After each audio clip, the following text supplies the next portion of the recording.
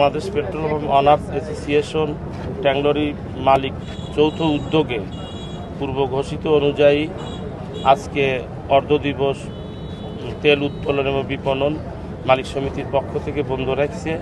এতে তাদের 10 দফা দাবি আদায়ের লক্ষ্যে আজকে দীর্ঘদিন এই দাবি তারা সরকারের কাছে বারবার বলা সত্ত্বেও তাদের দাবি দেওয়া এখনও বাস্তবায়ন হয় নাই। সেই লক্ষ্যে তারা আজকে সারা দেশে তেল উত্তোলন এবং বিপণন বন্ধ রেখেছে।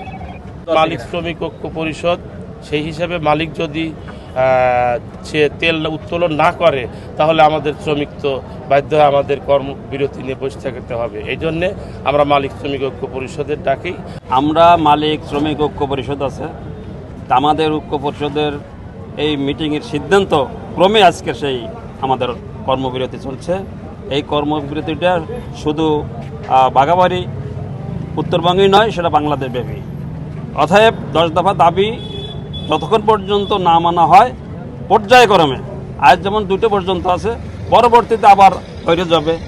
আমাদের দাবি যখন আদায় হবে তখন আমরা আবার পূর্বের ন্যায় স্বাভাবিক মতো চলবো। এর আগ পর্যন্ত মালিক শ্রমিক যৌথ আমরা ঐক্য পরিষদ কাজ করে যাবো।